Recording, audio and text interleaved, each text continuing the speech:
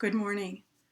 My name is Pam Shellberg, and I'm the Director of Lifelong Faith Formation at Bethel Lutheran Church, and I'm bringing you this morning's devotion.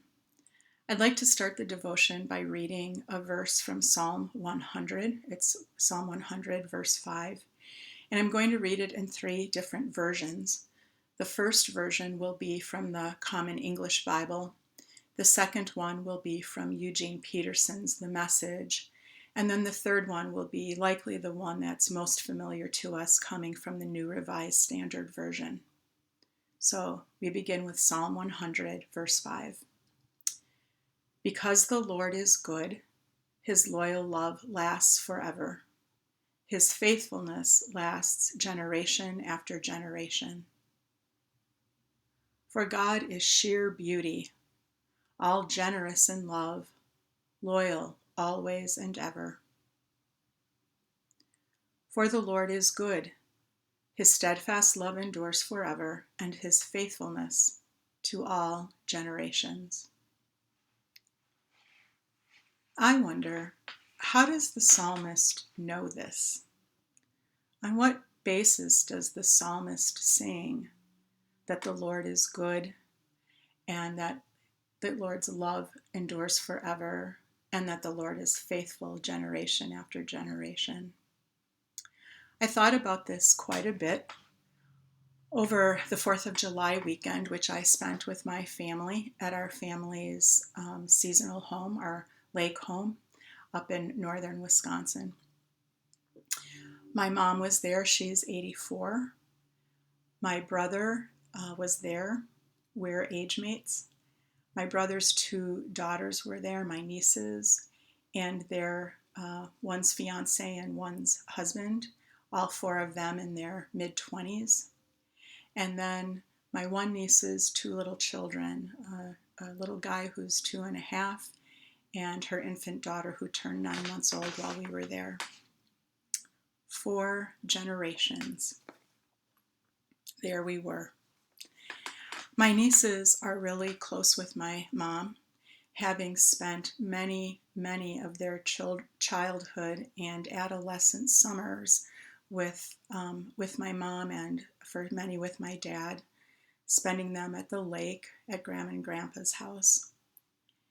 So what was especially touching was how my one niece and her fiance were so mindful of how their children were crawling around on the same old rug, taking their baths in the same old kitchen sink downstairs, jumping off the same old pier, splashing around in the same lake, cuddled up under the same blankets on the same old pontoon as we watched fireworks from out in the middle of the lake, just as my 2 nieces had done for so many years in their time at Grandma and Grandpa's house.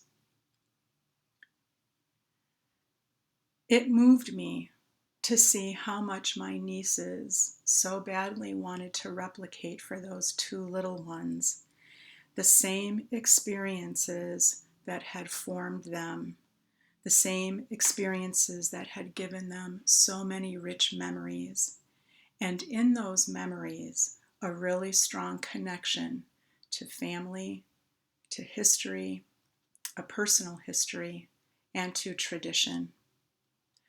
I think just about everyone that weekend had at some point or another a sense of time collapsing, one generation seeing themselves in the other. I know I did. I'm older now than my mom was when she and my dad first retired there nearly 35 years ago. I thought about how in this moment I am like how my mom was then, looking at my nieces who are now how I was then, caring for the little ones who are how my nieces were then. Time collapsed. Like Madeleine L'Engle's Wrinkle in Time, then became now, and now felt like then. For the Lord is good. His steadfast love endures forever, and his faithfulness to all generations. For the next month or so, our Vacation Bible Camp program is going to be an at-home online experience. VBC at Home, we're calling it.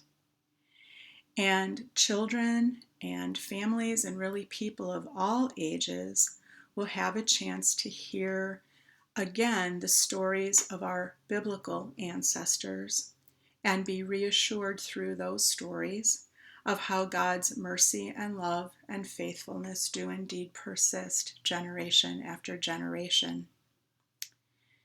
In these days, when we live with so much fear and anxiety, when we live in the midst of so much unrest and upheaval, and when we are asked to hold so much ambiguity and uncertainty, we might do well to take up again the stories of Abraham and Sarah, of David, of Joseph, of Mary, of Paul and Lydia.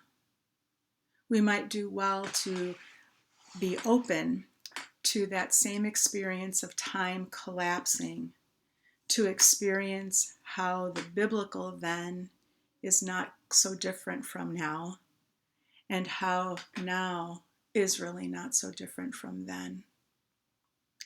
And in that collapsing of time, we can retrieve that strong sense of connection, of family, of history, of tradition. I invite you to participate in VBC at Home in these next weeks in any way that you're able. You'll have lots of opportunities in the next few weeks, but especially I'd ask you to join the Bible study, which will be on Monday nights from 7 to 8:30.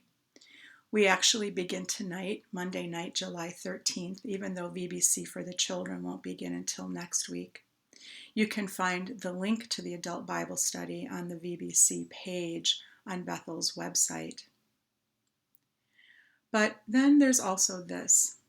Maybe today you might also pull out a family album, go through some old photos, take a look at that Ancestry.com documentation you've gotten. Think about your genealogies. Think about who your mentors in the faith have been.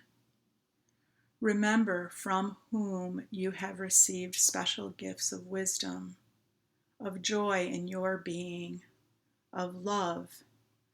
Remember with whom you have experienced that beautiful fullness of life. You'll probably smile and laugh a little bit, but you might also cry a little bit. I did both last weekend, because 4 generations was all so very tender and poignant. But it's good. Let your heart soften a little bit to the truth of what the psalmist sang then and still sings to you now. For the Lord is good.